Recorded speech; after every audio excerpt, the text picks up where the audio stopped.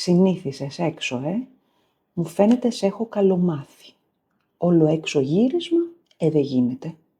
Σήμερα θα κάτσουμε σπίτι. Άλλωστε, ετοίμασα και ωραία ατμόσφαιρα για σένα, όπως βλέπεις πίσω, διότι σήμερα θα σου κάνω ένα ιδιαίτερο βίντεο και θα μιλήσουμε για τις δυσκολίες που αντιμετωπίζεις όταν μαθαίνεις ελληνικά. Μάλιστα, θα σου πω τα σημεία που σου δημιουργούν πρόβλημα και θα σου δώσω και τεχνάσματα, λύσεις για να τα ξεπεράσεις. Εντάξει, μην περιμένεις μαγικά. Δεν θα σου πω ένα τέχνασμα και ξαφνικά μαγικά θα το τρώγα στο κεφάλι το αστέρι. Αυτό είναι ένα μαγικό ραβδί. Δεν θα μάθεις με μαγικό τρόπο ελληνικά, αλλά θα σου πω κάποια τεχνάσματα για να σε βοηθήσω να ξεπεράσεις τις δυσκολίες. Άλλωστε, επειδή εσύ που ακολουθείς αυτό το κανάλι έχεις καταλάβει ότι μου αρέσει πολύ η φιλοσοφία, γιατί η φιλοσοφία είναι η ίδια η ζωή και λέει τεράστιες αλήθειες. Άλλωστε λοιπόν, τίποτα δεν μπορούμε να κατακτήσουμε χωρίς κόπο. Ό,τι αφορά γνώση, εκμάθηση γλωσσών, επιστημών, μουσικού οργάνου, κάποιας τέχνης, έχει κόπο, έχει δουλειά. Δεν αρκεί το ταλέντο. Και τώρα που είπα αυτό, κάποια μέρα θα σου κάνω ένα βίντεο και θα μιλήσουμε για τα ταλέντα. Πάμε να δούμε λοιπόν ποια είναι αυτά που σου φέρουν πρόβλημα. Εντάξει, αυτά τα σημεία συνήθως είναι γραμματικά φαινόμενα. Γιατί τα πάντα σε μια γλώσσα είναι γραμματική. Και τώρα που σου μιλάω, γραμματική κάνω. Και εσύ στη γλώσσα σου που μιλάς, γραμματική χρησιμοποιείς για να μιλήσεις. Γι' αυτό σήμερα θα την αποδραματοποιήσουμε. Ξεκινάω από το νούμερο 1. Την προφορά. Η προφορά στα ελληνικά είναι σχετικά βατή. Συνήθως διαβάζεις τα πάντα σε κάθε λέξη. Προσέχεις βέβαια τους διφθόγκους, όπως αι που γίνεται ο ήχος, αι που γίνεται ι, όμικρον ι που γίνεται πάλι ι, ή αι που γίνεται ευ ή εφ. Φυσικά, όπως και σε κάθε γλώσσα, αυτά πρέπει σιγά σιγά να τα μάθεις. Ωστόσο, εκεί που είναι δύσκολο είναι κάποιοι ήχοι που δεν υπάρχουν στη γλώσσα σου. Συγκεκριμένα, ας πούμε στα Ιταλικά και στα Γαλλικά, οι ήχοι που θα σου πω δεν υπάρχουν. Το γράμμα γάμα, γ ή γ. Το γράμμα δέλτα, δ. Το γράμμα θήτα, θ. Και το γράμμα χ, χ, χρ, Χριστίνα. Θα σου δείξω ήδη τώρα ένα μικρό κολπάκι, ένα τέχνασμα, πώς να μπορέσεις να τα πεις μέσα σε λέξεις. Ξεκινάω με το γάμα, γ, γάτα, γ, γ. Για τους Γάλλους, για τους φίλους μου τους Γάλλους, είναι λίγο σαν το r, r, γ, αλλά χωρίς ρ, γ, γ, γ. Πρέπει να είναι εσωτερικό, μέσα στο λαιμό, πίσω στο φάριγγα, γ, γάτα, γάλα, γιαγιά. Το γ μπορείς να το πεις. Όπως λες για. Πάμε στο δέλτα. Το κόλπο είναι να βάλεις και για το δέλτα και για το θήτα τη γλώσσα σου ανάμεσα στα δόντια και να τη δαγκώσεις. Καλά, μην πονέσεις κιόλας, ελαφρώς. Δ. Τη δαγκώνεις και η γλώσσα είναι σχεδόν ευθεία. Κοίτα.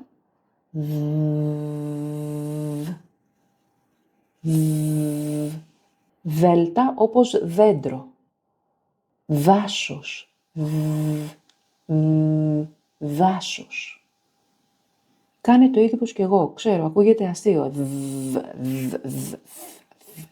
Αλλά έτσι είναι. Καμιά φορά πρέπει να πάμε μπροστά στον καθρέφτη μας, όταν μαθαίνουμε μία ξένη γλώσσα, όπως τα ελληνικά, για σένα, και να κοιτάξουμε και το στόμα μας, τη γλώσσα μας και πολλές φορές και τους μορφασμούς που κάνουμε όταν μιλάμε. Το θήτα περίπου το ίδιο θα κάνεις και για το θήτα. Θεός. Θα βάλεις πάλι ανάμεσα στα δόντια τη γλώσσα σου, θα προεξέχει και θα πάει λίγο προς τα πάνω. Θα κάνει μια κοιλότητα η γλώσσα προς τα πάνω. Σαν να αγκαλιάζει τα πάνω δόντια. Θεός. Θάλασσα. Κάθισα. Κάθισα.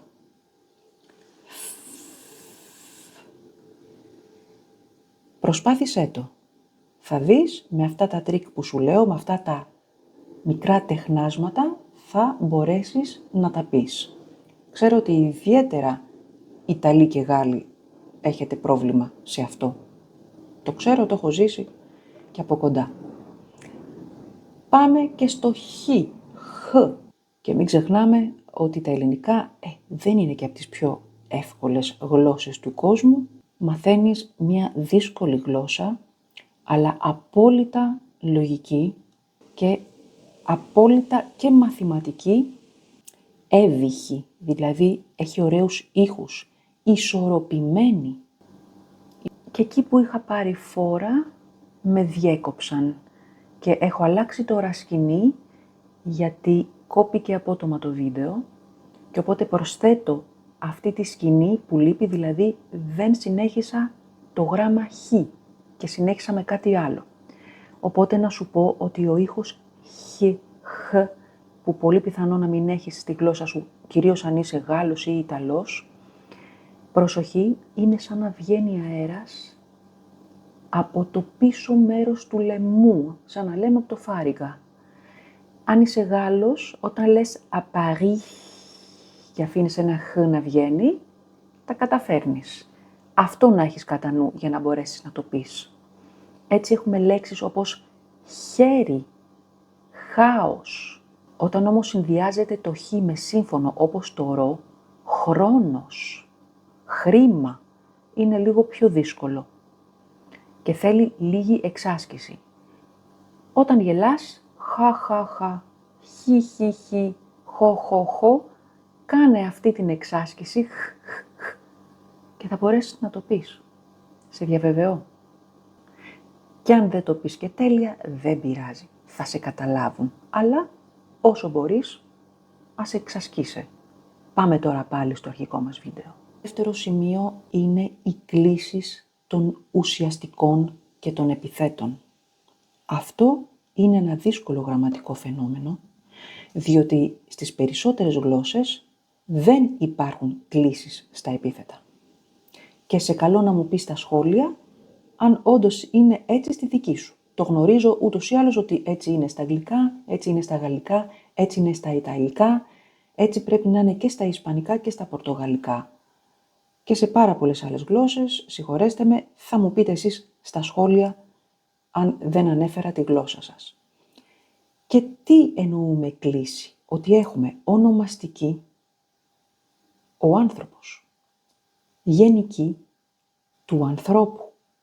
Και εννοούμε του ανθρώπου ότι ανήκει σε αυτόν η ζωή του ανθρώπου. Η ζωή ανήκει στον άνθρωπο. Και αιτιατική, τον άνθρωπο. Και εκεί σας δημιουργεί το μεγαλύτερο πρόβλημα. Και θα σου πω σε λίγο και ένα πολύ ωραίο τέχνασμα που βοηθάει πάρα πολύ τους μαθητές μου. Ο άνθρωπος λοιπόν, του ανθρώπου, τον άνθρωπο, ο άνθρωπε, η δοτική. Την αφήνουμε τη δοτική, ας κρατήσουμε τις τρεις κλίσεις. Στο θηλυκό, η ζωή της ζωής, την ζωή, και στο ουδέτερο, το παιδί, του παιδιού, το παιδί. Στο θηλυκό και στο ουδέτερο τα πράγματα είναι απλά. Γιατί η ονομαστική, κοίτα εδώ, η ζωή, το παιδί και η αιτιατική την ζωή. Και το παιδί είναι η ίδια. Άρα, μην σκέφτεσαι. Μίλα και δεν πρόκειται να κάνεις λάθος, με όποιο ρήμα και να το χρησιμοποιήσεις. Ενώ στο αρσενικό, εκεί δημιουργούνται τα προβλήματα. Γιατί συνήθως πρέπει σε προτάσεις να χρησιμοποιείς την αιτιατική περισσότερο από την ονομαστική. Και θα στο αποδείξω. Όχι όμως πάντα, και θα σου δείξω πώς. Για παράδειγμα, ας πάρουμε ο αέρας. Ο αέρας του αέρα τον αέρα. Τέχνασμα.